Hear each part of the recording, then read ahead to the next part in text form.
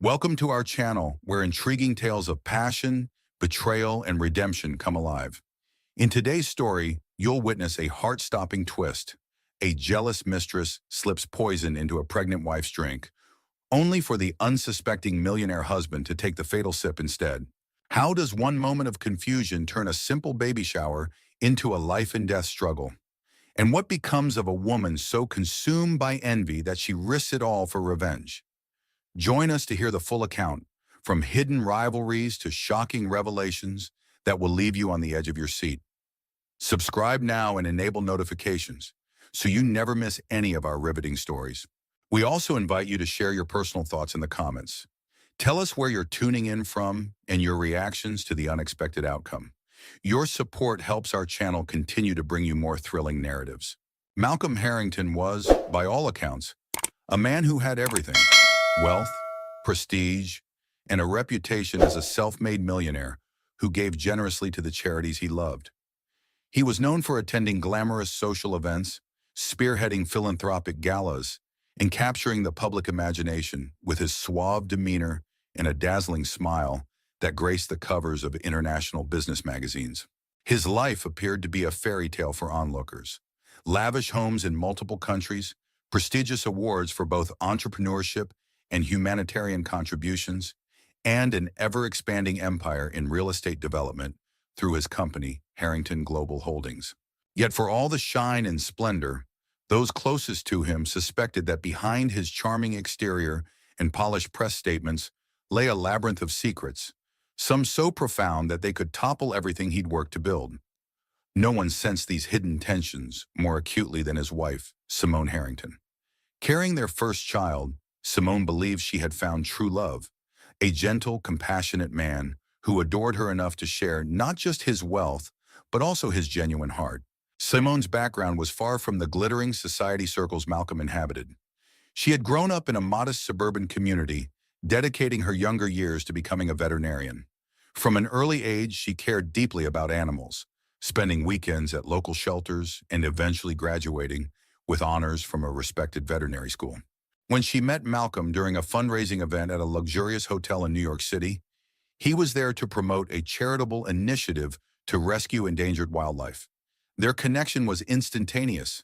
Simone's warmth drew Malcolm like a beacon, and within months they were engaged in what appeared to be a whirlwind romance. Their wedding, an opulent affair in the south of France, made headlines across celebrity and financial news outlets alike.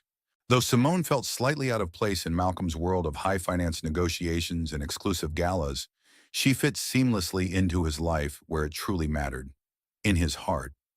She attended black-tie events in elegant yet understated gowns, her kindness shining brighter than the designer dresses worn by other socialites. The public adored her for maintaining a modest persona despite her husband's vast fortune, and Malcolm, for all his boardroom bravado, visibly softened whenever she entered a room. He was, according to tabloids, the doting billionaire husband, and the announcement of Simone's pregnancy only cemented the narrative of an enchanted couple living a contemporary fairy tale. Yet beneath the sparkling veneer, an ominous undercurrent stirred. Malcolm's successes in real estate had not been won without forging rivalries, and his personal life once carried entanglements he believed were safely buried in the past. Long before Simone, there had been other relationships, some fleeting, some intense, all overshadowed by Malcolm's restless ambition. He never considered himself a philanderer, but the attention that accompanied his rising fame was intoxicating. Among the women he'd been linked with was a beautiful, strategic, and deeply resentful figure named Celeste Monroe. A former model who once graced European catwalks, Celeste had caught Malcolm's attention during an exclusive art auction. Their affair had been brief yet explosive, culminating in a painful breakup that left Celeste nursing a toxic cocktail of envy and scorn.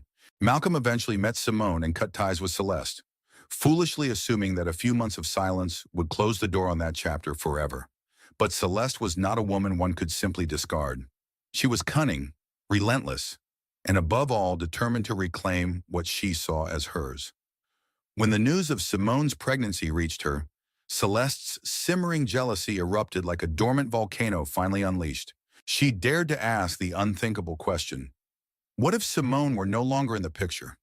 From that moment on, her single-minded mission was to destroy the very relationship that had blossomed in the wake of her own dismissal. It was only a matter of time before destiny collided with Celeste's dark obsession. The day would come when she decided to slip poison into the pregnant wife's drink, envisioning a twisted reality where Simone vanished, leaving Malcolm devastated. But fate often has its own designs, and the lethal sip that was meant for Simone would instead find its way to Malcolm himself. As the stage was set for tragedy, the entire Harrington empire stood on the brink of a nightmare. To understand how the seeds of destruction were planted, one must trace Malcolm Harrington's meteoric rise. By the age of 35, he had taken Harrington Global Holdings from a modest startup to a major player in high-stakes real estate development. Offices spanned continents, from the glittering streets of Tokyo to the sprawling boulevards of Los Angeles. His team specialized in identifying undervalued properties and transforming them into lucrative ventures that often generated headlines, billion-dollar deals, iconic skyscrapers, and revitalized neighborhoods that bore his name. The press credited his success to business acumen, vision, and a magnetic personality that inspired fierce loyalty among his staff. Malcolm's father, Harold Harrington, had once dabbled in small-scale property management, but it was Malcolm who took it global, forging partnerships with tycoons and forging deals with entire city councils. He was known for flamboyant press conferences where he'd talk passionately about architecture, community renewal, and the transformative power of commerce. These appearances cultivated a reputation for empathy and innovation, which only increased his star power. Soon, invitations to high society events poured in, and so did the influx of admirers. It was around this time that Celeste Monroe, a figure with extraordinary looks and a talent for capturing public attention, stepped into his orbit. Celeste was no naive model. Though beautiful, she was as sharp as any corporate shark. Raised in Chicago, she had left behind a humble family life to pursue her dreams of high fashion. She succeeded for a while, walking runways in Milan and Paris, but her ambition always aimed higher. She didn't just want to be a model, she wanted to control her own brand, her own destiny. Meeting Malcolm felt like fate. He was enthralled by her wit, and she felt she had found a partner who could sponsor her grander aspirations. They spent whirlwind weekends on private yachts, sipped champagne while discussing her proposed skincare line, and, for a brief, delirious moment, it seemed as though Celeste might truly become the future Mrs. Harrington. But Malcolm's heart was never wholly hers. He enjoyed her company, admired her confidence, yet wasn't prepared to settle into the life Celeste envisioned. When he ended the relationship, he did so under the guise of practicality. "We're simply not right for each other in the long run," he stated in his gentlemanly yet firm tone. Celeste appeared to accept it, though bitterness burned deep. Months turned into a year, and eventually Malcolm crossed paths with Simone, forging a bond that was more authentic than any he had experienced before. For Celeste, that discovery landed like a thunderbolt. She saw Simone in tabloids, recognized the genuine smiles and softness in Malcolm's expressions, and it all spelled a permanent closure to the future she once believed would be hers. From the outside, envy may look like simple jealousy, but Celeste's motivation was far more layered. Her entire identity, her sense of self-worth, had hinged on the possibility of being Malcolm's partner. The sense of rejection became an obsession, fueling her every step as she drifted deeper into resentment. She wasn't merely scorned, she believed she was robbed of a destiny. While Celeste stewed in her private anguish, Malcolm and Simone's relationship blossomed. Simone, in her modest scrubs during the day, would spend late evenings with Malcolm in dazzling settings, five-star restaurants, grand charity functions, and even philanthropic missions abroad. Simone never lost her grounded nature, often reminding Malcolm to support smaller, less publicized causes, like animal shelters or foster care homes. Under her influence, Harrington Global Holdings launched community outreach programs that turned the company into more than a faceless corporate giant. Now pregnant, Simone saw her future stretch ahead with hope, an expanding family and a promise that she and Malcolm would raise a child in a world made better by their combined efforts. Malcolm's personal attorney and closest confidant, Darian Reed, was among the few who sensed that something haunted the edges of Malcolm's perfect world. Darian was the type of friend who could read the subtlest shifts in Malcolm's expressions, A slight twitch of worry, a sudden desire to check his phone repeatedly. Though no words were spoken about Celeste, Darian suspected Malcolm harbored guilt or fear regarding a past entanglement. Darian didn't press. He simply made mental notes, reminding himself to stay vigilant. After all, the higher one climbs, the more precarious the perch becomes, and Malcolm Harrington had ascended to a lofty peak indeed. Simone's pregnancy was announced to the public with trademark Harrington flair. At a lavish gala benefiting children's hospitals, Malcolm declared, "My lovely wife and I have the greatest news. We're expecting a child who will know the importance of giving back to the community from day one." The crowd erupted in applause, photographers snapped shots of the glowing couple, and within hours, social media was ablaze with the development. Interviews followed, with Simone graciously answering questions about motherhood while deflecting prying queries into their private life. Soon the press was painting a portrait of domestic bliss, albeit set against a grand backdrop of Beverly Hills mansions and luxury vacations.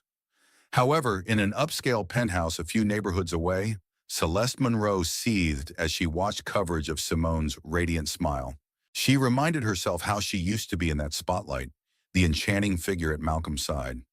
Day by day, her bitterness twisted into a scheme that grew darker in intent. Celeste began making inquiries, quietly searching for ways to discreetly procure toxins or special compounds that wouldn't immediately raise suspicion if administered in small amounts. She researched methods online under aliases, joined underground forums where faint whispers of undetectable poisons circulated. She had no illusions.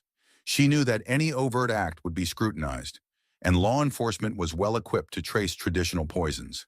But obscure compounds or rat poisons with chemical complexities offered a cunning route. Simultaneously, she enacted a social strategy, infiltration. Celeste realized she needed proximity to Simone if she hoped to carry out her plan without raising alarm. Through cunning networking, she wormed her way into events that benefited animal shelters, an interest Simone was known for. She introduced herself under a new name, claiming to be Celeste Morgan, an aspiring entrepreneur in the beauty industry who just moved to Los Angeles. Armed with a veneer of politeness, she left carefully curated impressions on people who orbited Simone's world. A casual acquaintance here, a conversation about philanthropy there, each encounter designed to build familiarity until she could stand close enough to Simone to do the unthinkable. What kept Celeste going was that moral line she crossed in small increments. She first allowed herself to consider harming Simone, then toying with the idea of poison. In her mind, she rationalized that Malcolm had caused her heartbreak, and Simone was merely an interloper. Step by step, Celeste drifted from a place of sorrow to a state of criminal intent.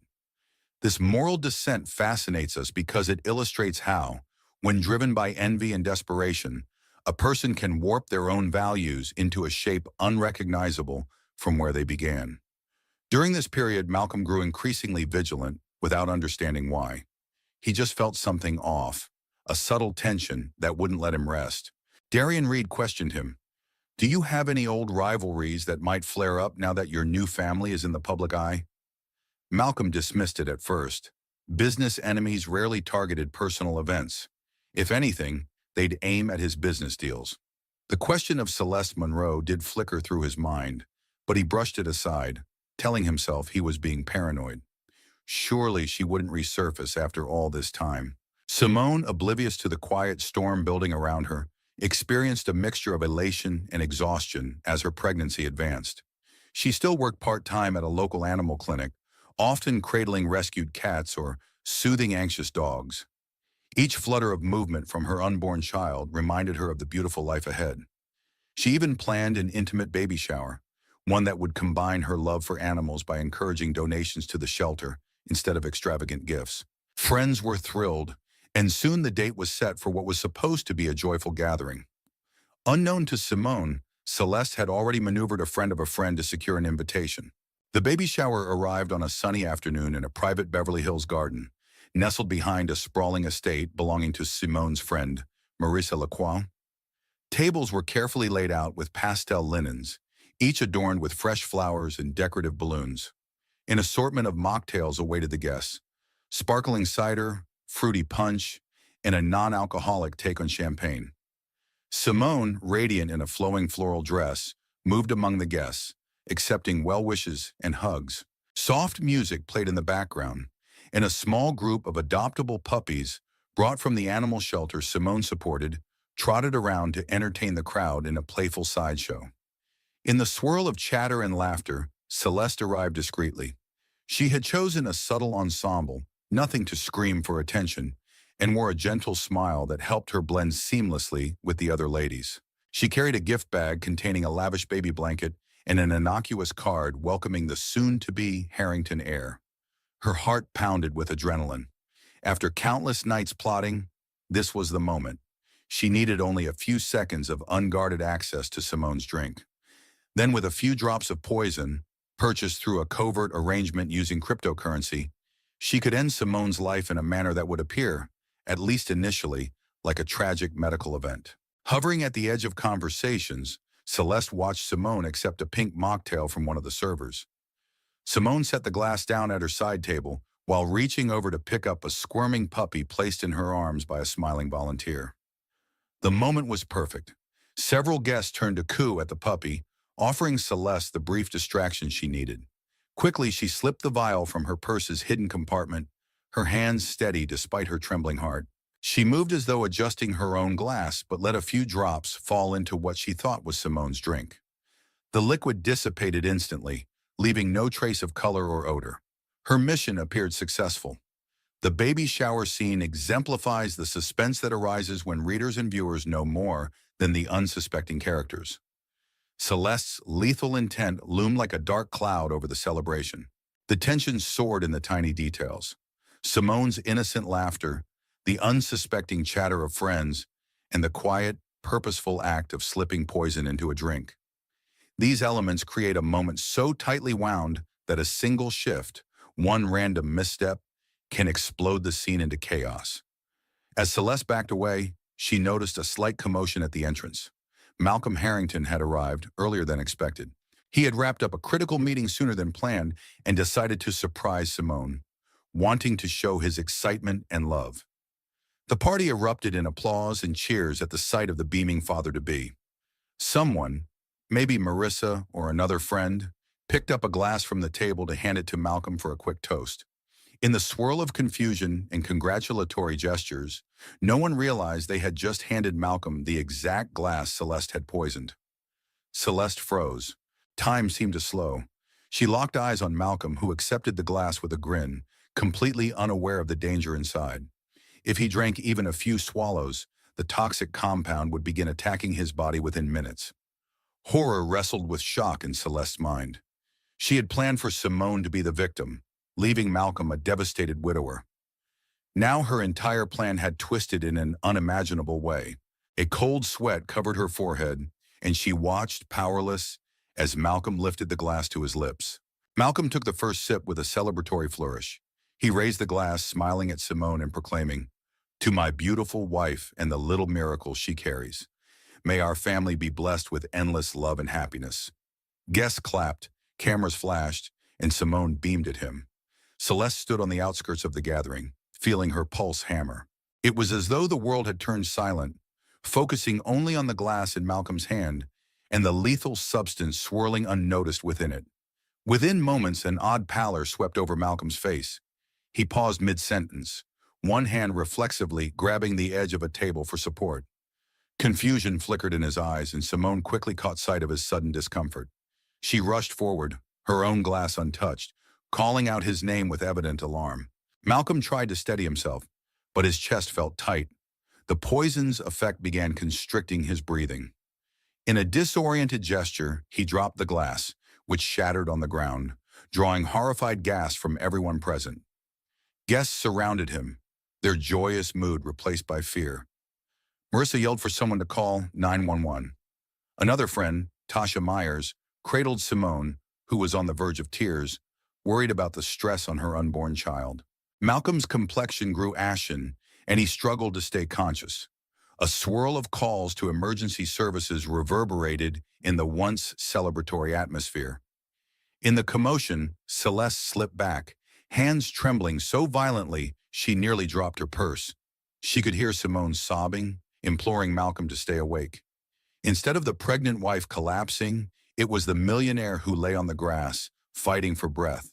Paramedics arrived swiftly, sirens wailing through the residential streets. They loaded Malcolm onto a stretcher, administering oxygen and rushing him into the ambulance. Simone, despite her friend's pleas to remain calm for the sake of her pregnancy, insisted on accompanying her husband. The last Celeste saw of the baby shower was the image of Simone holding Malcolm's hand inside the ambulance, tears streaming down her face as the door slammed shut. Celeste's meticulously crafted plan unraveled in seconds, illustrating how a single unpredictable twist can destroy even the most methodical scheme. She believed she could orchestrate every detail, but fate allowed a moment of confusion over drink glasses. This underscores an unsettling truth.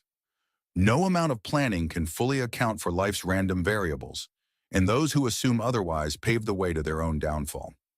The stunned guests dispersed gradually. Some followed the ambulance to the hospital, others called relatives or clutched each other in disbelief. Marissa tried to regain composure, asking everyone to pray for Malcolm's recovery. The baby shower that was meant to be a reflection of love and anticipation ended under a dark cloud of alarm and grief. Celeste had achieved the unimaginable. Her poison found its mark, but that mark was never supposed to be Malcolm. She retreated in haste, conscious that her presence now carried catastrophic weight. If discovered, she would be condemned not just as the orchestrator of Simone's intended murder, but as the one responsible for nearly killing Malcolm Harrington. As Celeste navigated her car onto a side street, she wiped away the cold sweat from her temple and tried to steady her breathing. She glanced in the rearview mirror, half expecting police sirens to close in, but all she heard was her own ragged breath. "What have I done?" she whispered, voice trembling. She had wanted to break Malcolm's heart, not his life. Yet there was no going back. She contemplated fleeing the city, or perhaps even the country, to avoid inevitable repercussions. Meanwhile, at the hospital, Simone prayed that the father of her unborn child would survive the unthinkable betrayal of a glass meant to kill her instead. The emergency team at Cedars-Sinai Medical Center worked feverishly to stabilize Malcolm. Toxicology tests soon revealed traces of a rare compound more commonly associated with illegal rodenticides. The doctors placed him on advanced life support and administered the proper antidotes to the best of their knowledge. Simone stood beside his bed through the night, refusing to leave despite medical staff urging her to rest.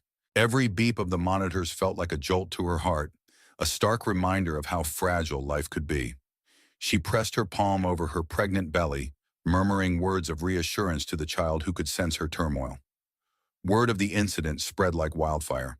The media framed it as billionaire collapses at baby shower, suspected poisoning. Paparazzi camped outside the hospital, clamoring for statements or photographs. Harrington Global Holdings scrambled to issue a brief announcement acknowledging Malcolm's condition, but declined to provide details, citing an ongoing investigation. Share prices wobbled, and business partners worldwide sent anxious messages about the potential leadership vacuum. Darian Reed, Malcolm's trusted attorney and friend, stepped in to manage the crisis.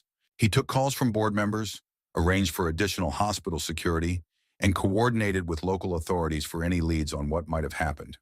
When the police arrived to question Simone, her tear-streaked face reflected a blend of shock and confusion.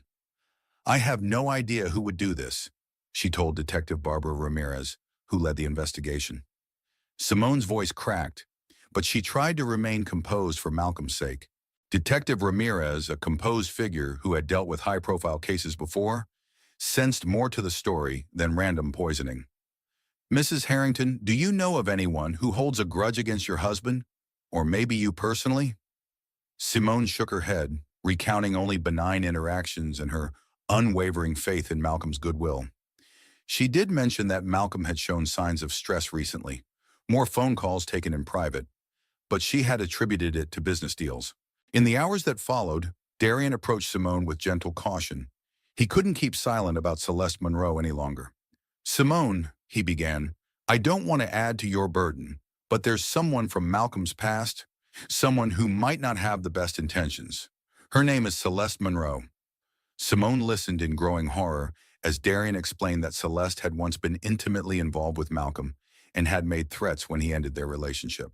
The possibility that Celeste was behind the poisoning struck Simone like a physical blow.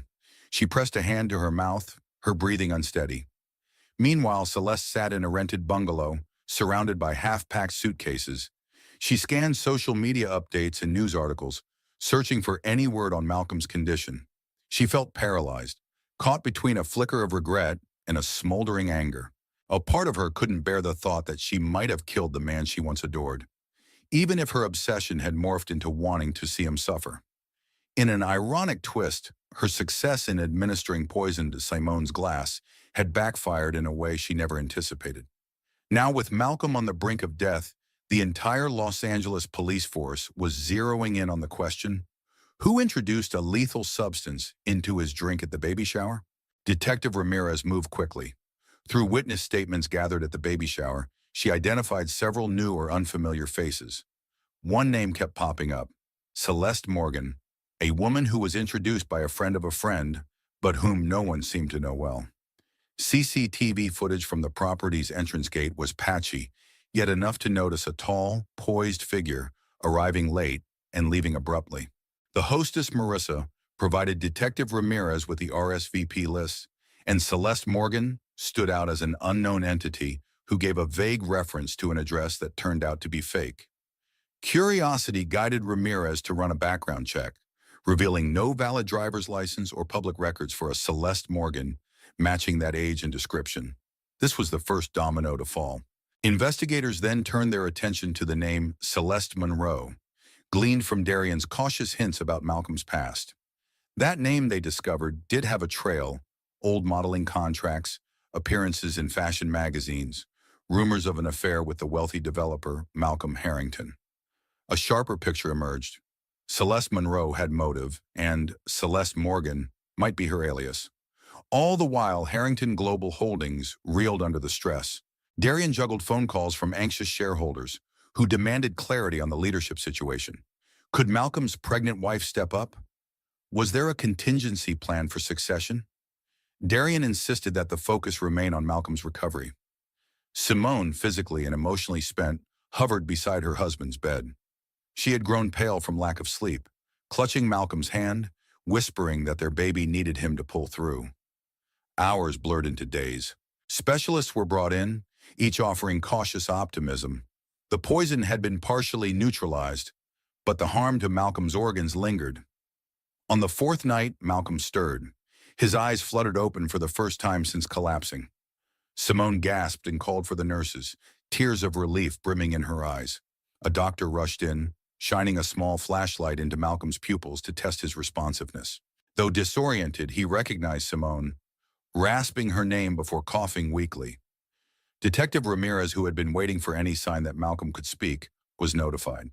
She arrived as soon as possible to conduct a brief, gentle interview. His voice hoarse, Malcolm confirmed he remembered sipping the drink, feeling an instant wave of dizziness, and then chaos. "But it shouldn't have been me," he managed. "It was meant for Simone. I'm sure it was Celeste Monroe." A hush fell in the room as Malcolm struggled through the words, guilt etched into every line of his exhausted face. He explained that Celeste's jealousy had once bordered on frightening, but he never told Simone the full extent because he hadn't believed it would ever escalate to violence. He was wrong. That declaration set the final pieces in motion. The authorities realized they were dealing with a likely attempted murder aimed at Simone that had instead ensnared Malcolm.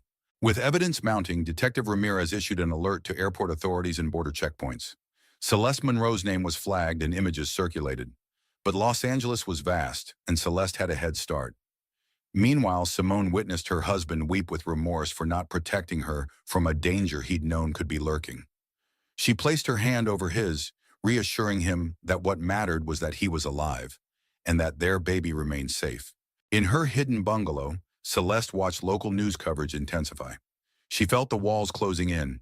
The sensational headlines about the poisoned millionaire and the baby shower gone wrong were everywhere. Reports hinted at a former lover being the prime suspect. Celeste recognized that it wouldn't be long before her name was plastered on every channel. Fear mingled with residual anger, a perplexing sensation that alternated between frantic thoughts of escape and an oddly emotional tie to Malcolm. Part of her had never desired his actual death. Her twisted fantasy was that Simone would vanish, leaving Malcolm shattered and maybe even turning back to her in his grief. Now the reality was far grimmer. She had nearly killed him, and there was no path to redemption if he died.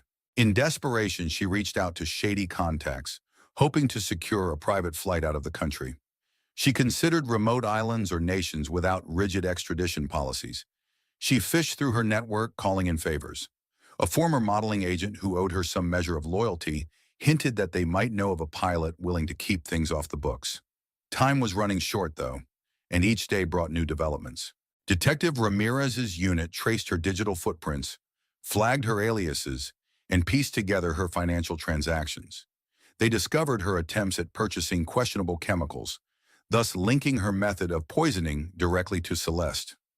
Meanwhile, Malcolm's physical condition improved incrementally. He still felt the aftershocks of the poison, weakness, fatigue, and bouts of pain. But as days passed, he regained enough energy to hold Simone's hand firmly, to speak in low murmurs about what they would do once they returned home. The Harrington home itself was fortified with increased security. Simone's obstetrician cautioned her about stress, urging her to find moments of calm amid the upheaval. She tried yoga, soft music, and journaling, but her peace was continually disrupted by the knowledge that Celeste was still out there, possibly plotting something else. One evening, Detective Ramirez visited Malcolm in his hospital room.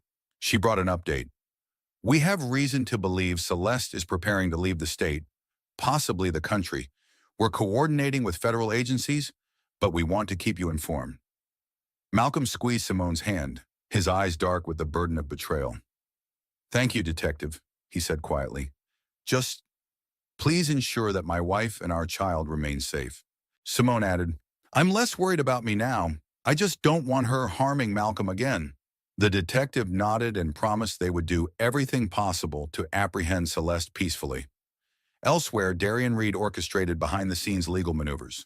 Should Celeste be arrested, he intended to push for the harshest possible charges: attempted murder of both Simone and an unborn child, as well as attempted murder of Malcolm. He also prepared civil lawsuits for damages. The board members of Harrington Global Holdings expressed unanimous support, wanting to distance themselves from any suggestion that the corporation had a moral oversight. Some even considered pressing personal lawsuits if Celeste had compromised deals through her actions. On every front, the net around Celeste Monroe tightened. Night fell over a small private airstrip on the fringes of Los Angeles County. Celeste arrived in a rented car with tinted windows, wearing a headscarf and oversized sunglasses that obscured most of her features. She parked near a rusty hangar, where a single prop plane waited, engines idling softly. The pilot was a gaunt man who offered no greeting beyond a curt nod. He gestured at her to hurry, clearly nervous about the operation. Celeste clutched her duffel bag tightly, which contained the final remnants of her life in Los Angeles: cash, a passport under an alias, and a few sentimental items. She glanced around, seeing no obvious police presence, and felt a fleeting wave of relief. Perhaps she could truly disappear. As she took her first step toward the plane, bright headlights lit up the runway. A swarm of law enforcement vehicles roared in from seemingly every direction. Sirens and bullhorns shattered the quiet. "Celeste Monroe, step out of the vehicle with your hands up." Detective Ramirez's voice echoed over the loudspeaker. Celeste froze, her mind spinning. She thought about making a break for the aircraft, but an entire blockade of police cruisers awaited. Officers emerged, weapons drawn, though pointed downward, prepared to apprehend her. Realizing the futility, Celeste dropped her duffel bag and raised her hands in a trembling surrender. Fear coursed through her veins as two officers rushed forward to cuff her. She flinched at the flash of a camera, press photographers who had gotten wind of a potential arrest. The bright strobe froze her face in an expression of panic and resignation, capturing a woman who had gambled everything on a misguided vendetta. They read her rights. She remained silent, head bowed, tears of rage and helplessness streaking her cheeks. In a matter of minutes, Celeste found herself in the back of a squad car, the dream of escaping replaced by the cold realization that her fate now lay in the hands of the justice system. News of the arrest traveled quickly. Detective Ramirez informed Darian Reed and Simone even before the media outlets could break the story. Simone exhaled with relief, tears dampening her lashes as she whispered, "It's over." Malcolm, though physically frail, released the tension that had gripped him. "Thank God," he muttered, his voice barely above a hoarse whisper. The next morning, statements were made confirming that an individual had been apprehended for the attempted murder of Malcolm and Simone Harrington.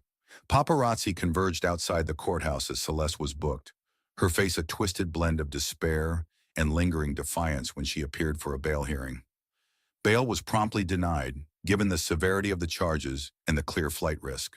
At the hospital, the day finally arrived when the doctors informed Malcolm he was strong enough to be discharged with close monitoring. Simone, her belly noticeably larger now, helped him pack his belongings with meticulous care. The path to recovery was ongoing. He would need follow-up visits, therapy sessions for any lingering toxic effects, and perhaps emotional counseling for the trauma. But they were finally heading home, determined to protect their peace. As they left Cedars-Sinai, reporters shouted questions, cameras clicking furiously. "Mr. Harrington, do you have a statement? Do you blame this on an ex-lover?" Malcolm, supported by Simone, kept it brief. "I'm grateful to be alive, and I just want to focus on my family." In the months that followed, life took on a slow, healing rhythm for the Harringtons. Malcolm convalesced in the quiet sanctuary of their spacious Beverly Hills home, leaning on Simone for both physical and emotional support. She balanced her late-stage pregnancy with the demands of caring for her husband and navigating the swirling media interest. Darian Reed continued to manage the legal aspects, preparing for Celeste's upcoming trial. Investigations uncovered incriminating digital footprints showing how Celeste had researched toxins and orchestrated her infiltration into the baby shower. The prosecution felt confident in their case, and rumors circulated that Celeste might strike a plea deal rather than face a full jury trial and a potential life sentence. Simone's labor began unexpectedly one crisp morning, about 2 weeks before her due date. Malcolm, still regaining his stamina, accompanied her to the hospital. Despite his lingering weakness, the adrenaline of impending fatherhood spurred him on. With tears of relief and joy, they welcomed a baby girl they named Lily Faith Harrington, an homage to the hope that had sustained them during the darkest of days. The doctors noted how Lily was surprisingly robust, letting out a powerful cry that reassured both parents that she had arrived safely, unscathed by the stress that had permeated her mother's pregnancy. Holding Lily for the first time, Malcolm wept openly, grateful for a second chance at life and a chance to be a father. Celeste, meanwhile, sat in a county jail cell, her once glamorous lifestyle replaced by a stark cot and drab prison attire. The outside world labeled her the poison mistress, a caricature of envy and desperation. A swirl of legal papers, attorney consultations, and psychological evaluations made up her daily routine. Long nights left her contemplating the full weight of what she had done, or at least tried to do. In her quieter moments, she recognized the moral chasm she had fallen into. What began as heartbreak had led to an attempted murder that nearly claimed the man she once swore she loved. If she closed her eyes, she could still see Malcolm's face in the glow of candlelight on his yacht, reminiscent of the gentler times before greed and rage consumed her. Back in the Harrington household, the family's new routine revolved around Lily's feeding times, lullabies in the nursery, and gentle cradle rocking in the living room. Simone's radiant smile returned bit by bit each time she watched Malcolm hold their daughter. Though haunted by what could have been, they embraced the present, forging a circle of renewed trust and unconditional love. Business at Harrington Global Holdings eventually steadied under Darian's temporary oversight, with shareholders reassured that Malcolm would resume leadership once fully recovered. Emails and letters of support poured in from around the world, from dignitaries to everyday fans who had followed the harrowing story on social media. In the end, the poison intended for a pregnant wife had struck the very millionaire who was the object of a mistress's obsession. The irony was chilling. Celeste believed she could shape fate, yet fate had its own merciless logic. Out of the near tragedy, Malcolm and Simone grew closer, reminded that life's greatest wealth resides in genuine love and shared hope. Their daughter became the beacon of a future untainted by past enmities. As for Celeste Monroe, her name became a cautionary tale whispered in corridors and documented in sensational headlines. In her darkest hour, she had tried to tear down the love she envied, only to destroy her own life in the process. Thank you for reading this single-section story of 10 paragraphs. each expanded to fulfill the request for depth and length. Through ambition, envy, devotion, and a near-tragic twist of fate, we witness how easily the illusion of control can unravel, and how love, when tested, can emerge stronger than ever. Now that you've glimpsed the dramatic pinnacle, imagine the aftermath. Life for the millionaire and his wife turns into a whirlwind of hospital vigils, legal inquiries, and shattered trust. How does love prevail when fear and guilt become constant shadows? Even more compelling, how does the enraged mistress respond when her target is spared, but her scheme endangers the very man she once claimed to love? In the moments following that fateful sip, everything changes, from public perception to personal convictions. Questions of forgiveness, justice, and redemption take center stage. Stay tuned to witness how one act of betrayal sparks a chain reaction that tests every character's core beliefs. If you haven't already, be sure to subscribe to our channel and drop your insights below. We can't wait to read your comments on this suspenseful roller coaster. Welcome to our channel, where we present stories that captivate your heart and spark your imagination. Today, we're thrilled to share the dramatic conclusion of a tale that started with a seemingly perfect millionaire marriage, but ended in betrayal and powerful personal growth. The most riveting moment unfolds when Serena, our resilient protagonist, finally reclaims her life after discovering Ethan's affair. An ending that involves a brave divorce, a new chance at happiness, and a surprising co-parenting journey.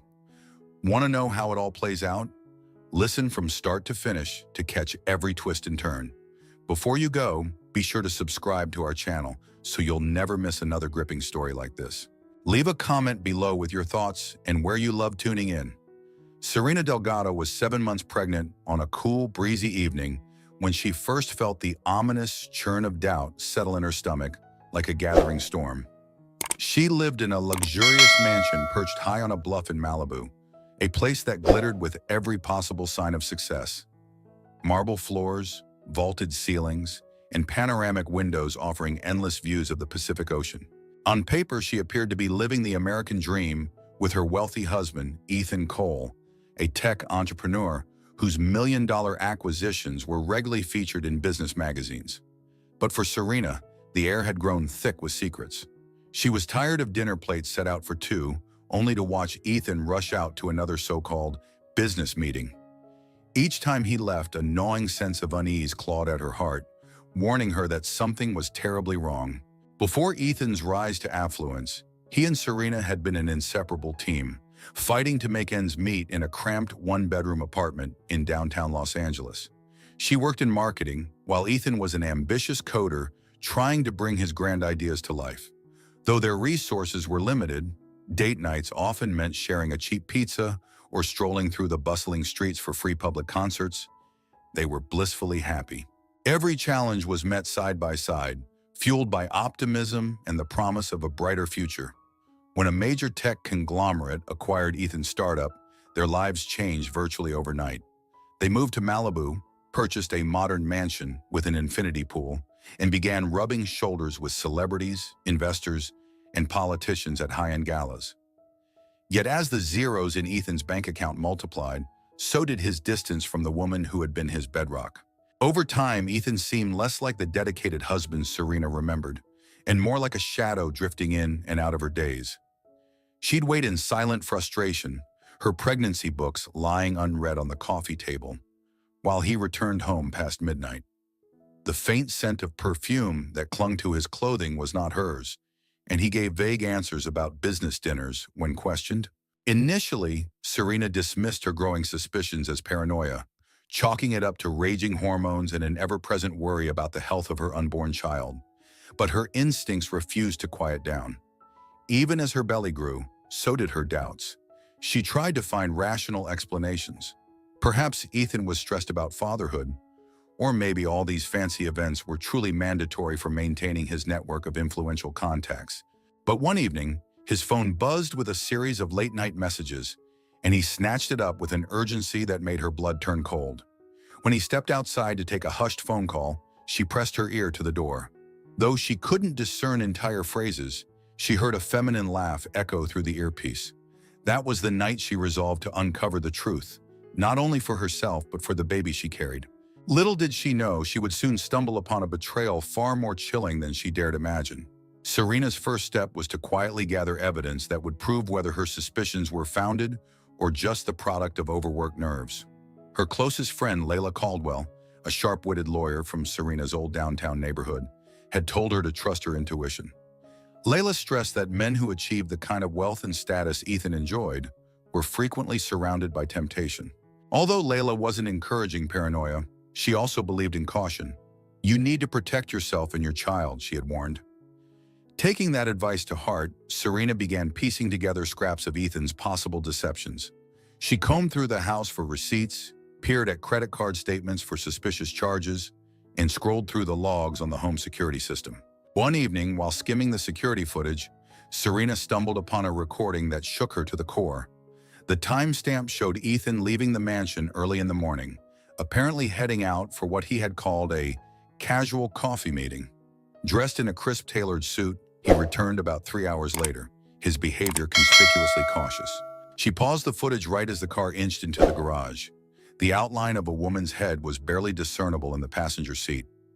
It wasn't a business partner or a friend she recognized. This was someone entirely new. The weight of that realization crushed the last faint hope that she was merely imagining things. From that moment on, there was no turning back. Her days were clouded by a mixture of heartbreak and anger, her nights plagued by sleepless vigilance. She was pregnant, vulnerable, and deeply betrayed by the one man she believed would stand by her through every twist and turn of life. Still, Serena knew she had to confirm the grim truth face to face.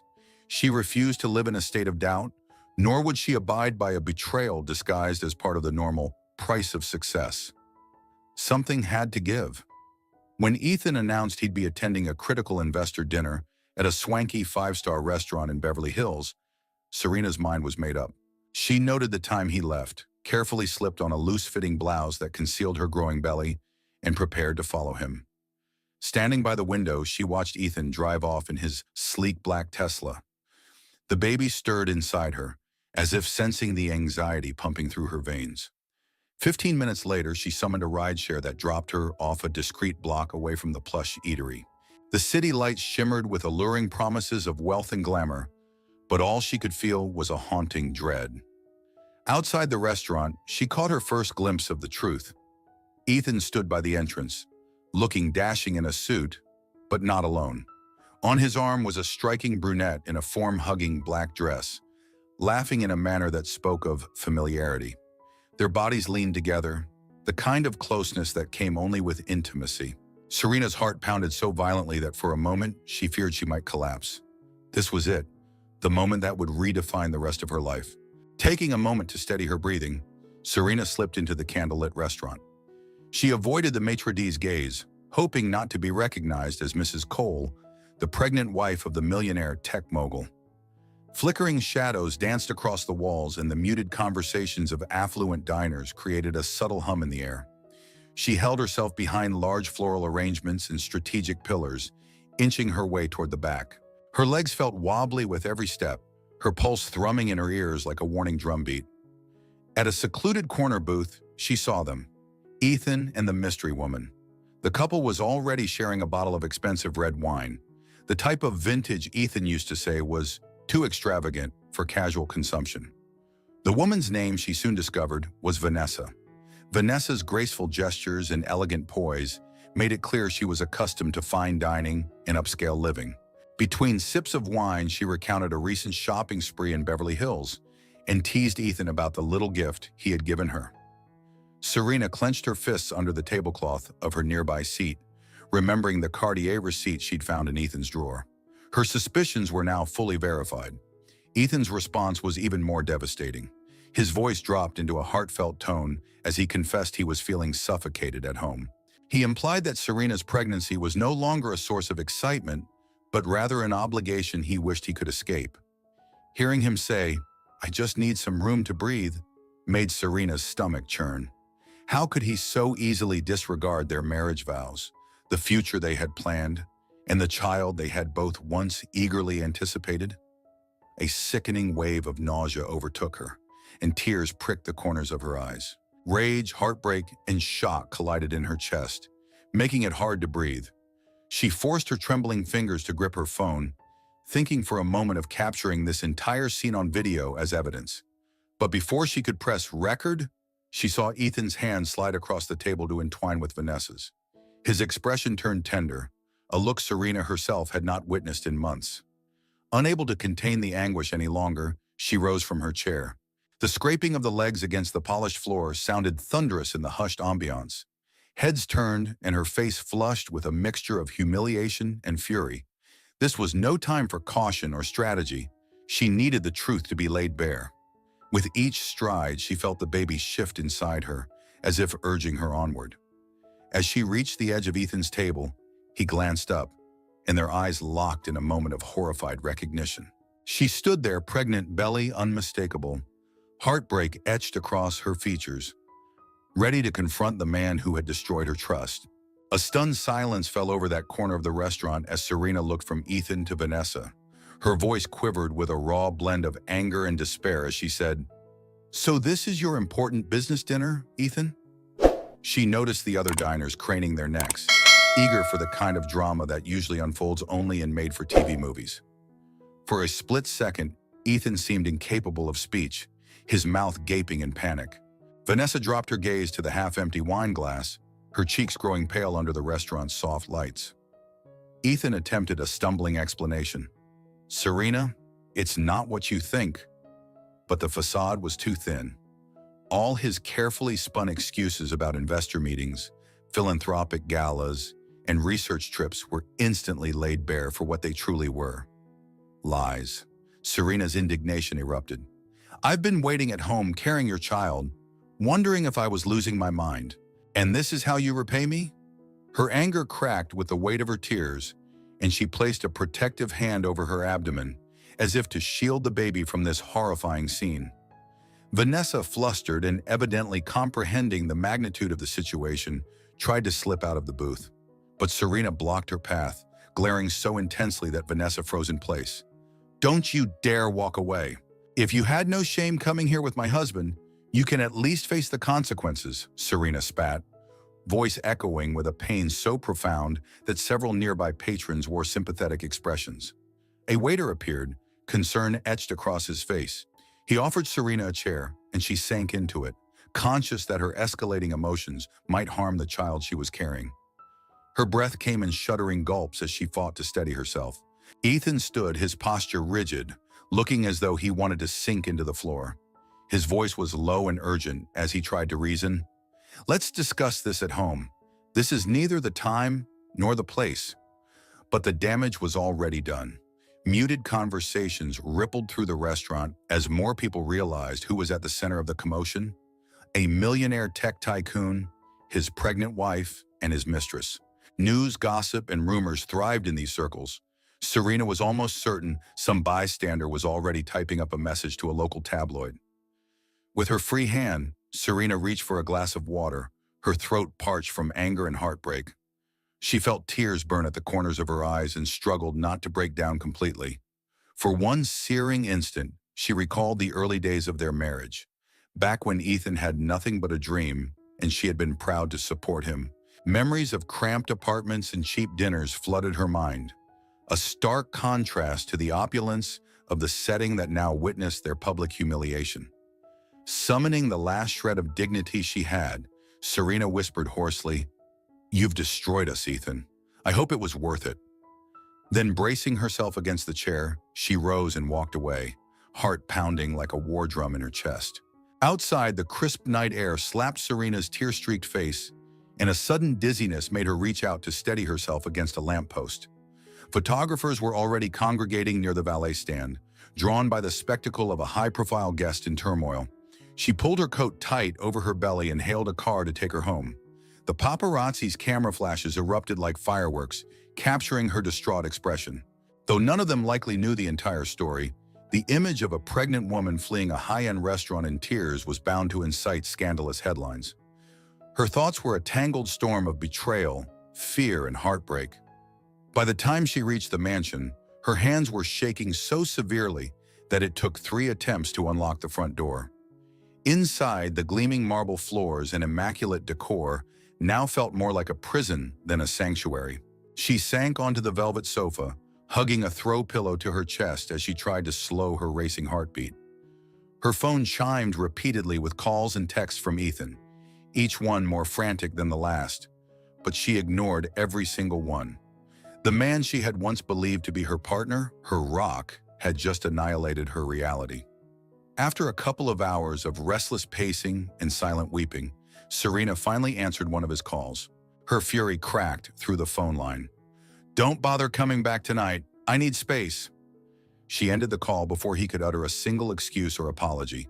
Despite her overwhelming anger, she couldn't ignore the subtle movements of her baby, each flutter and kick a reminder that she had to stay strong for this new life.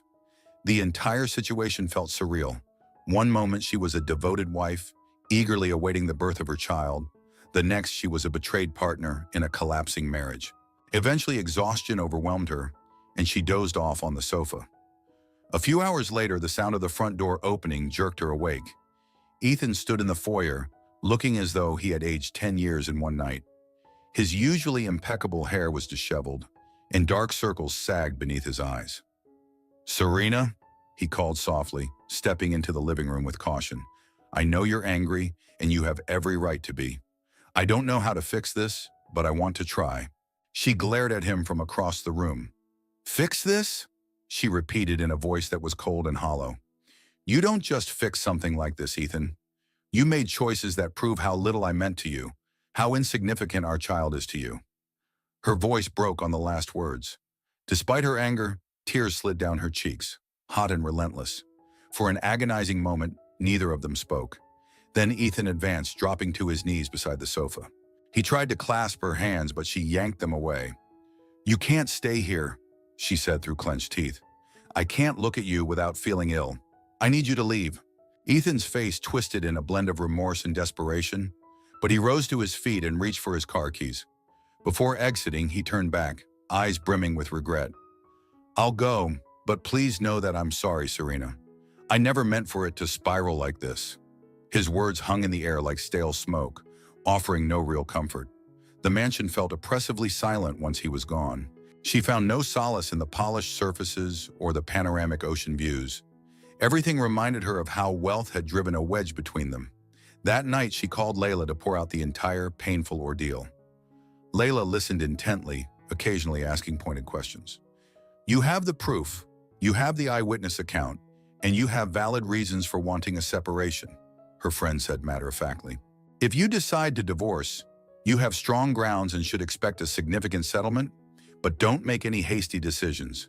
You're vulnerable now, physically and emotionally." Serena took that advice to heart. In the days that followed, she battled a tempest of conflicting emotions.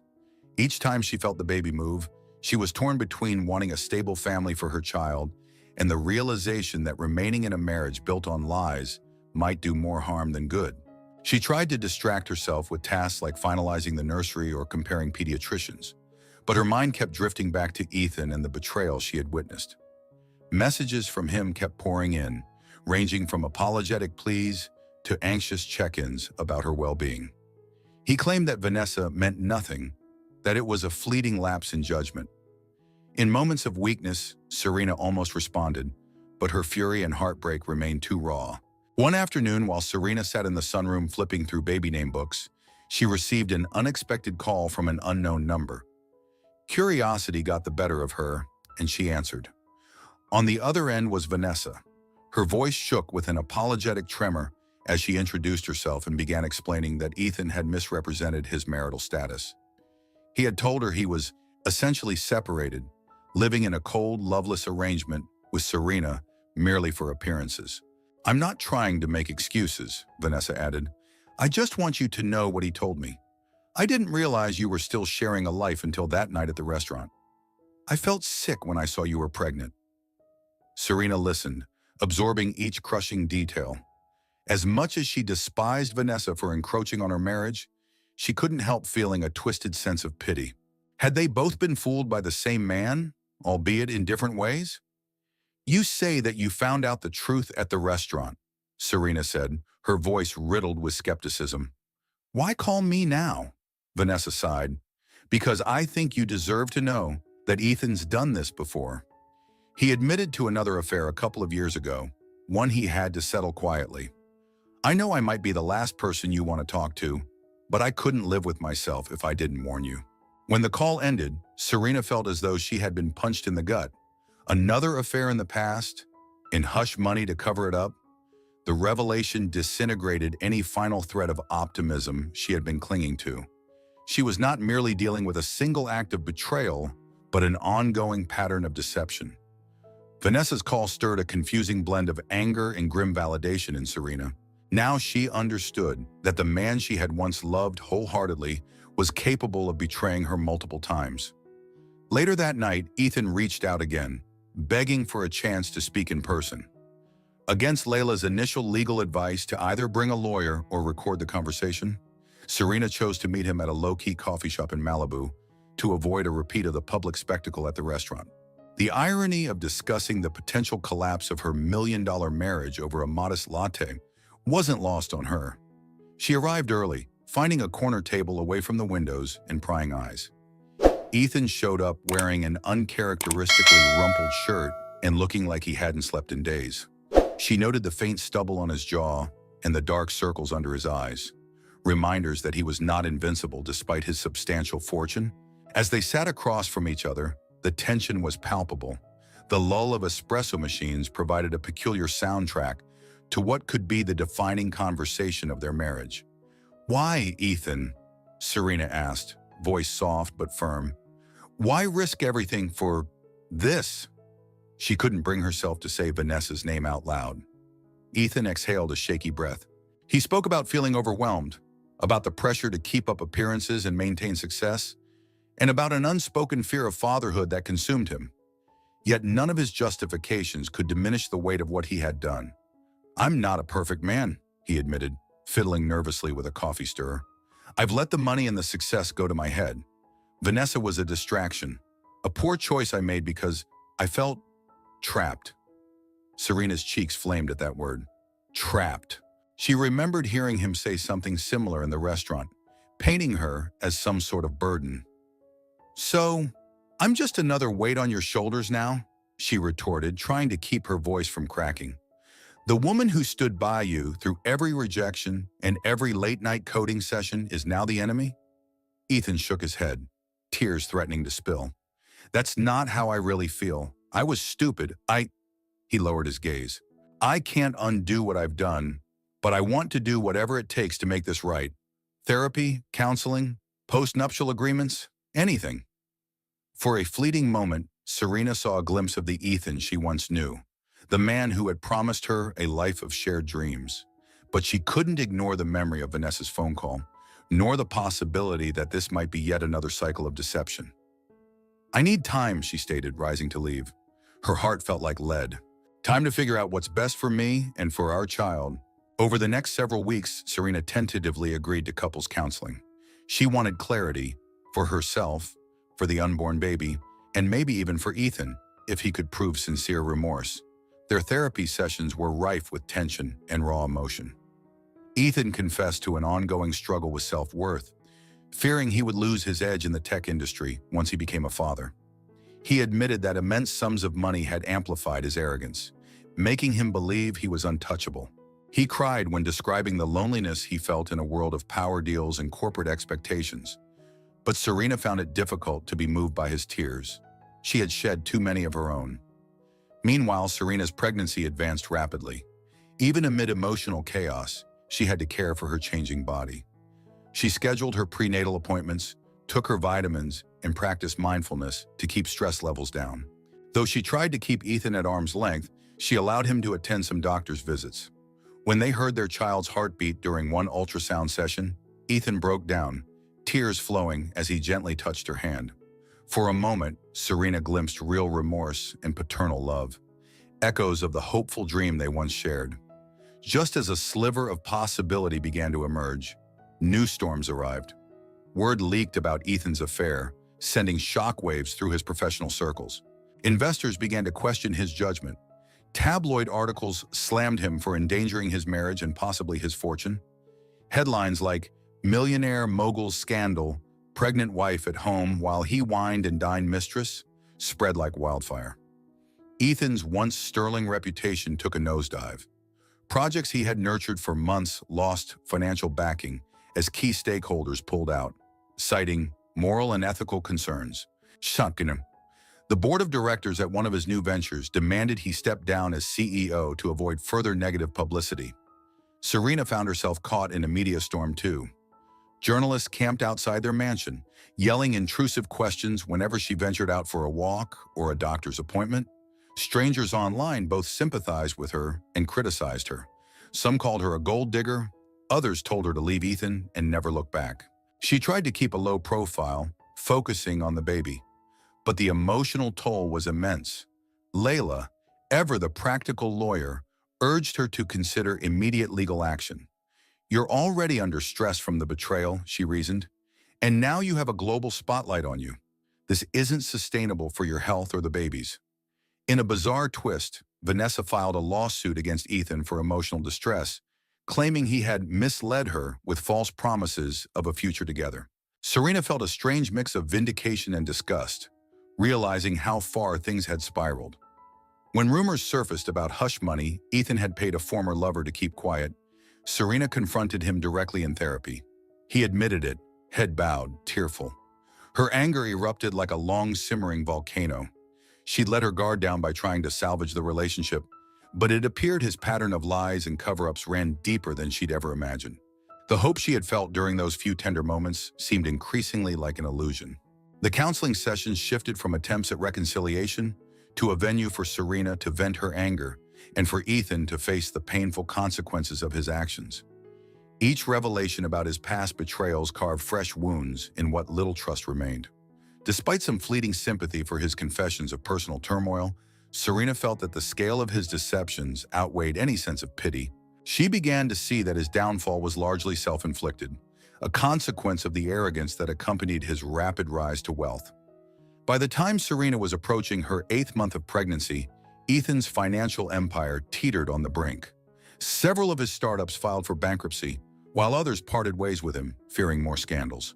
Investors who once sang his praises silently distanced themselves, unwilling to risk being associated with a man who had become a walking PR disaster. The Malibu mansion that had once symbolized their triumph now felt like a gilded cage, and there were rumors it might be put on the market to free up liquidity. Ironically, this prospect offered Serena a brief glimmer of relief. Perhaps she could rid herself of the place that had witnessed her darkest nights. Late one evening, Serena woke with excruciating cramps ripping through her abdomen. Terrified, she called her obstetrician, who advised her to get to the hospital immediately.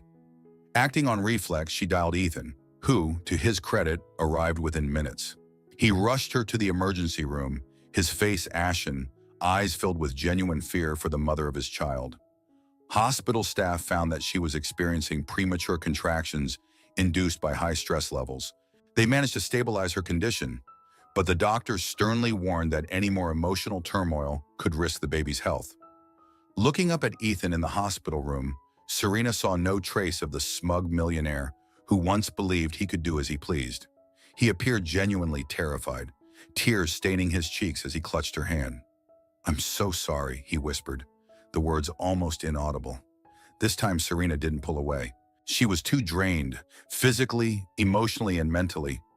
In that moment, her anger found itself overshadowed by a more primal concern, ensuring the safety of her unborn child.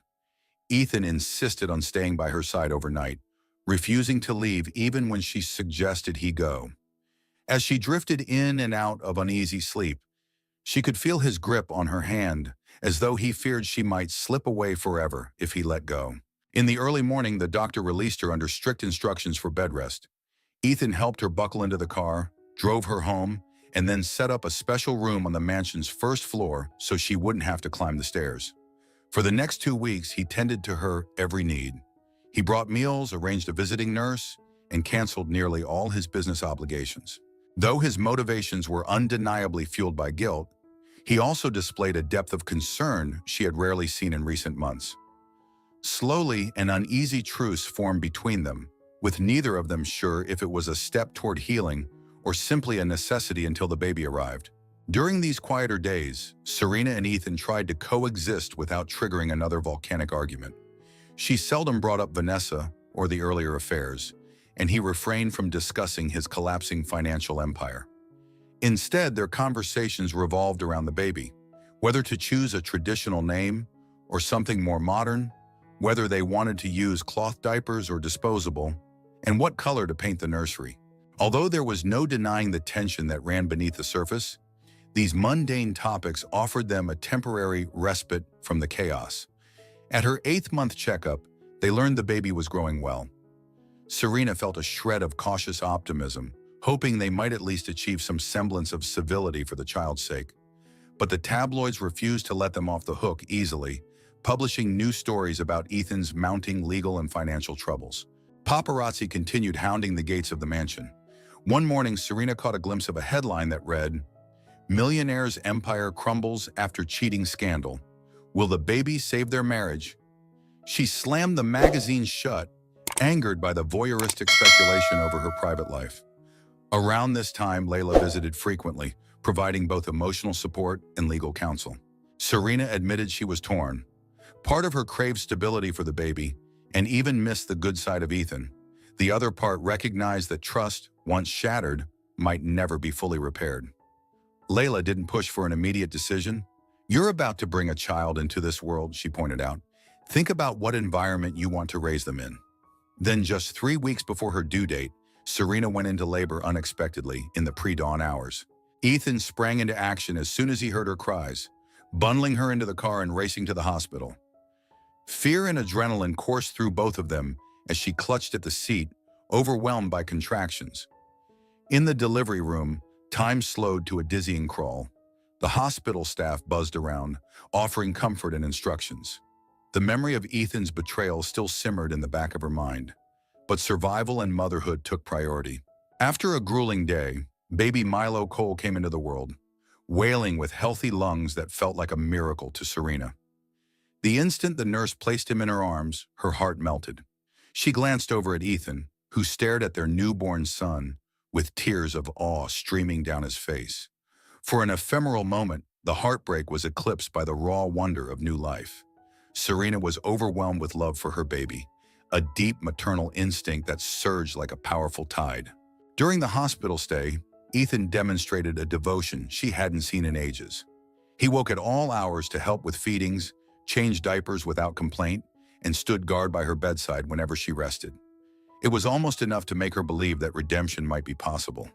Yet in the quiet hours of the night, as she watched Milo sleep in his bassinet, she couldn't shake the memories of Ethan's duplicity.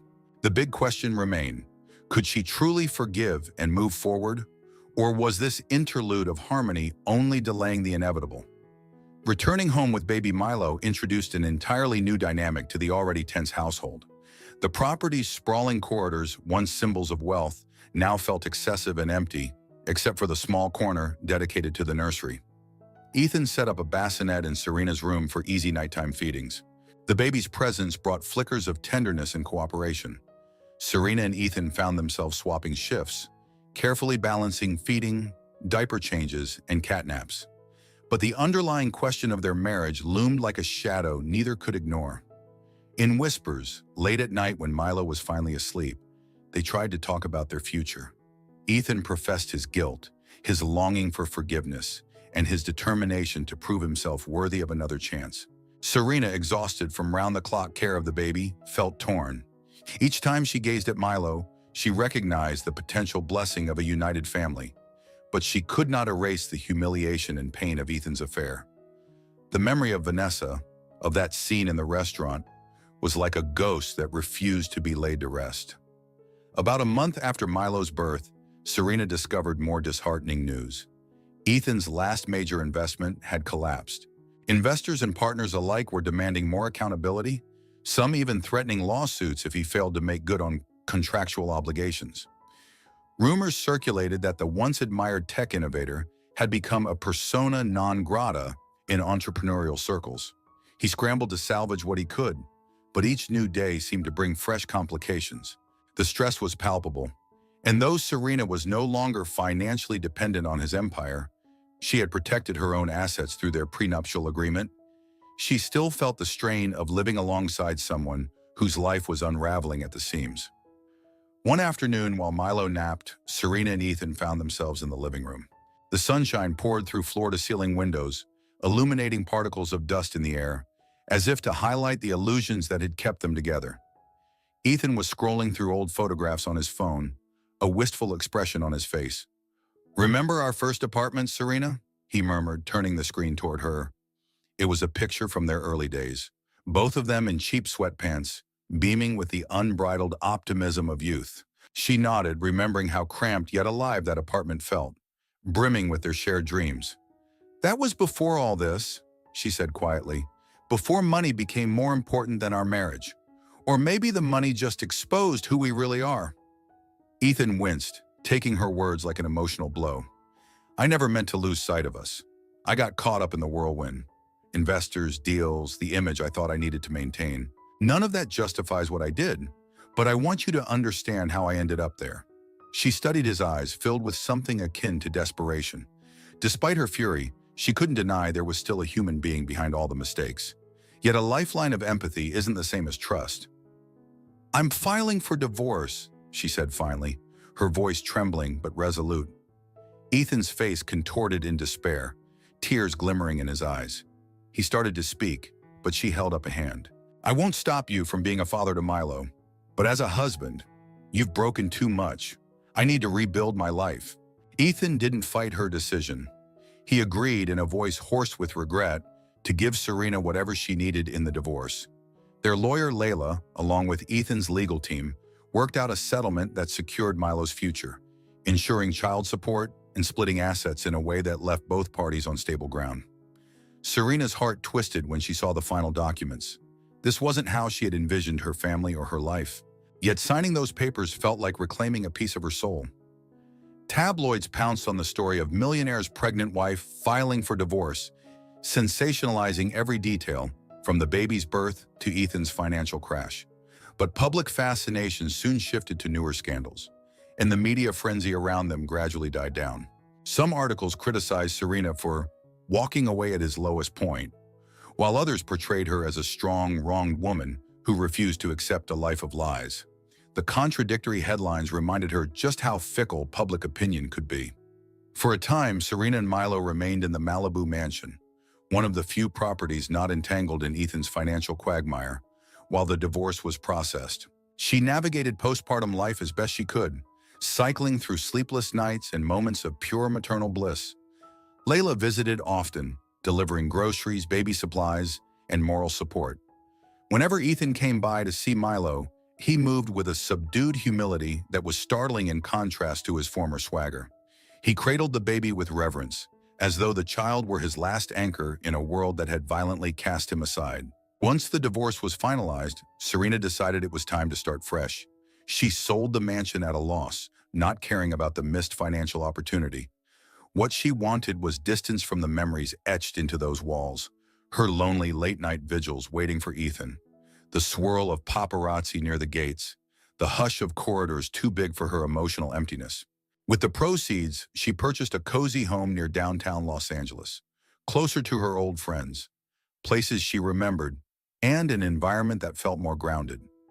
As she set up her new life, unpacking boxes, decorating Milo's nursery, reconnecting with acquaintances, Serena discovered a sense of liberation. She delved back into her marketing career, taking on freelance projects at first.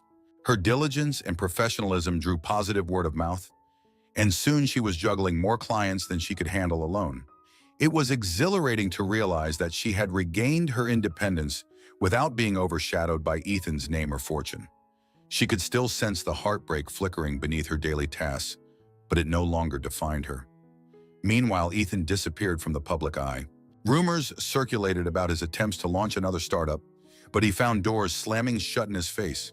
The hush money scandal, the mistress's lawsuit, and the public meltdown over his marriage had tarnished his brand beyond repair. Yet he visited Milo faithfully, abiding by the custody agreement. On those brief handovers, Serena noticed how he looked thinner, drained. A small knot of pity twisted in her heart, but she reminded herself that he had orchestrated his own downfall. She owed him nothing beyond civility for the sake of their son. During these calmer months, Serena focused on healing her emotional wounds. She joined a support group for single parents, where she found new friendships and shared experiences that soothed her sense of isolation. In therapy sessions, she talked openly about the betrayal, the paparazzi circus, and the strange duality of missing the old Ethan while feeling bitterly betrayed by the new Ethan. Over time, she grew adept at compartmentalizing the anger, recognizing that Milo's father and her former husband were one and the same, but that her primary responsibility was to raise her child in a stable, loving environment. Layla persuaded her to formalize the marketing work she'd been doing under a registered business name. Serena took the leap, founding a small but promising boutique marketing firm. Her client list swelled through word of mouth, especially among mid-range businesses looking for sophisticated marketing strategies without the corporate bloat. In these professional achievements, Serena discovered a self-worth independent of her role as Ethan Cole's wife. She was forging her own path, steadily climbing toward a life that she had a hand in shaping, on her own terms. Amid this personal renaissance, baby Milo thrived. He quickly developed a bright-eyed curiosity, babbling and laughing with contagious joy. Some weekends were spent with Ethan, strictly for Milo's sake. Serena would prepare diaper bags and formula bottles, pass them to Ethan at the doorstep, and watch as he buckled Milo into his car seat. She no longer felt the stabbing heartbreak that once accompanied seeing him. Instead, she felt a distant compassion, mixed with residual anger that was slowly fading. She appreciated that he showed genuine devotion to Milo, even if his personal choices had shattered their marriage. Occasionally, Serena heard whispers about Ethan's ongoing struggles. He was rumored to be living in a modest apartment in Santa Monica, drastically scaled down from the lavish estate in Malibu. Legal squabbles from jilted investors and business partners continued to chase him. Vanessa's lawsuit still loomed, complicated by the question of whether Ethan had truly misled her or if she too had been complicit. Although Serena had no sympathy for Vanessa, she sometimes wondered if the woman had expected to settle into the life Serena once had, only to find that the foundation was rotten. In quieter moments, Serena occasionally reflected on the entire sequence of events as if it were a cautionary tale. She recalled the adrenaline that coursed through her as she confronted Ethan in the restaurant. The nights spent wide awake on a sofa in a mansion that felt like a stranger's home, and the fleeting sense of hope she'd allowed herself each time he apologized. She had learned the hard way that love cannot flourish where trust is perpetually broken, and perhaps even more importantly, she understood that money and power are no substitutes for emotional intimacy and genuine respect in a marriage. Her life had been upended, but she was slowly reclaiming it, day by day, on a stronger, more honest foundation. By the time Milo was 2, Serena had fully adjusted to single motherhood. She hired a part-time nanny when her work demands became intense, but she never relinquished the daily joys, feeding Milo, reading him bedtime stories, teaching him new words. Early in the mornings, before the city hummed to life, she'd savor the quiet moments with him, pressing soft kisses to his forehead and relishing the sweet smell of baby shampoo. It was a far cry from the lonely grandeur of the Malibu mansion. Here in her comfortable home near downtown, the walls were filled with laughter, the furniture with personal touches, and the air with genuine warmth. One evening, Layla dropped by unexpectedly, a bottle of non-alcoholic sparkling cider in hand. "We have something to celebrate," she announced, setting the bottle on the kitchen counter. She explained that her firm had referred yet another client to Serena's marketing boutique, an upscale local restaurant chain that could significantly boost her company's reputation. Serena smiled broadly, a flood of gratitude washing over her. She'd built a viable business from scratch, all while navigating heartbreak and single parenthood. Every milestone felt like a reaffirmation of her resilience. Seated at the small dining table, they chatted about everything from Milo's latest babbling attempts to her marketing firm's future growth. Eventually, the topic shifted to the enigma that was Ethan Cole. "I hear he's trying to develop some smaller-scale app," Layla mentioned cautiously. "He's practically persona non grata in the big tech circles, but maybe a few smaller investors are giving him a chance, though with a lot of stipulations." Serena nodded, unsure of what to feel. Pity? Indifference? She concluded that it wasn't her concern anymore. Her duty extended to co-parenting Milo, and that was the limit of her involvement with Ethan's life. A month later, Ethan arrived an hour early to pick Milo up. Serena opened the door to find him looking wan and drawn, the lines on his face etched deeper than ever. Without preamble, he said, "I lost my last investor. The app is dead." He paused, swallowing hard. "I just wanted to apologize again for everything, and to say I'm glad you're happy." She saw genuine remorse flicker in his eyes. Yet the ache that once gripped her heart was absent. Time had dulled her pain, replaced by a sense of closure. She nodded gently. "I appreciate that, but my life has moved on, Ethan. Our only link now is Milo, and I'm okay with that." He managed a sad smile, picking up his son and holding him close. "You're a great mom.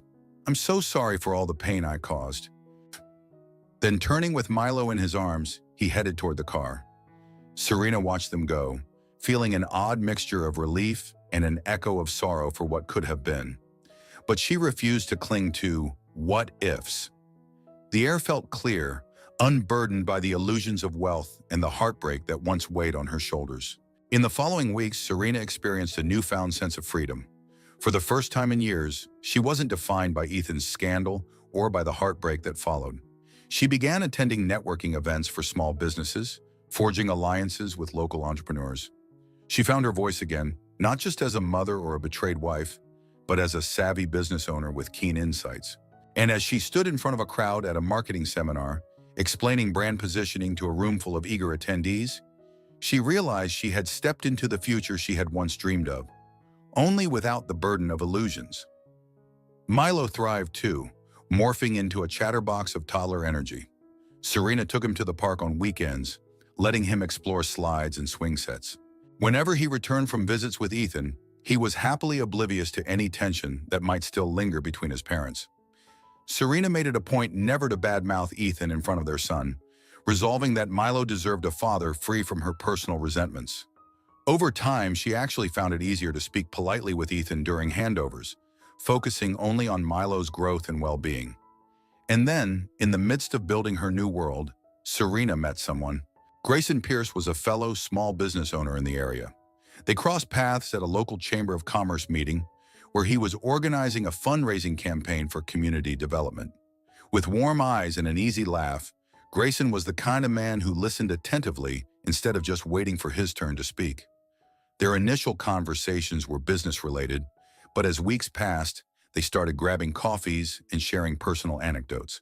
Serena told him in broad strokes about her past heartbreak, emphasizing she was in no rush for anything serious. Grayson nodded in understanding, assuring her he respected her boundaries. In time, Serena introduced Grayson to Milo, seeing how gently he interacted with her son, how he seemed genuinely invested in making him smile. At first, she felt an undercurrent of guilt, remnants of her old life and the shattered marriage surface inside her. But she reminded herself that she was entitled to find happiness again. Though she moved slowly, wanting to protect Milo's heart and her own, she allowed Grayson into their lives step by careful step. Meanwhile, Ethan remained a distant figure, popping in only when it was time to see Milo. He did not criticize her budding relationship, and if he harbored jealousy, he kept it to himself. Each time he dropped off Milo, he appeared more subdued, his eyes reflecting a quiet acceptance that life had marched on. More than once, he thanked Serena for never interfering with his rights as a father. But the sincerity of that gratitude only underscored how much had changed. They were no longer partners in life. They were co-parents, linked by a child who deserved the best from both of them. As the years passed, Serena's life continued to blossom in ways she hadn't dared to imagine during her darkest moments. She expanded her boutique marketing firm, eventually hiring a small team of talented professionals, each passionate about elevating brands that lacked massive corporate budgets. The success she achieved was a testament not just to her skill, but also to her resilience, the relentless drive to stand up after heartbreak and keep moving forward. Milo started preschool, a bright, inquisitive child who charmed teachers and classmates alike. Grayson became a steady presence, joining Serena and Milo for simple family-style dinners and weekend outings.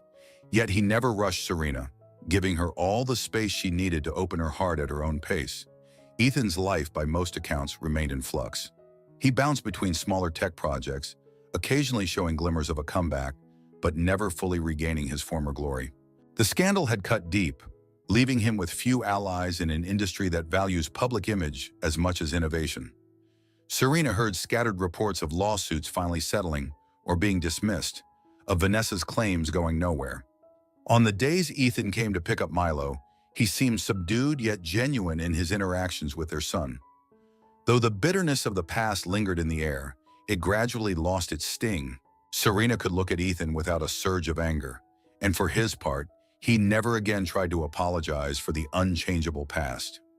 In reflective moments, Serena would peer out her window, no longer at an ocean view, but at the lively city streets below. She remembered the pregnant woman she had been, consumed by suspicion and heartbreak, tailing Ethan to a glamorous restaurant in a desperate bid to discover the truth. She remembered that public confrontation, her heart pounding with betrayal, the way the entire world seemed to collapse in one night. And she realized how that moment of devastation had become a catalyst for profound growth. Thank you for staying with us through this incredible journey. From the heartbreak and shock of a secret dinner with a mistress to the final triumph of self-discovery, Serena's story highlights how genuine resilience can emerge from life's darkest moments. We hope you found inspiration in the way she built a new future, nurtured her child, and found renewed purpose beyond the betrayal. Now we'd love to hear your personal take. Do you believe in second chances, or is trust gone forever once broken? Share your perspectives in the comments. Also, feel free to mention where you like to listen. During your morning commute, curled up on the couch, or winding down at night. And if you haven't already, hit that subscribe button to stay in the loop with more compelling tales of love, redemption, and real-life lessons. Together, let's keep these powerful stories alive.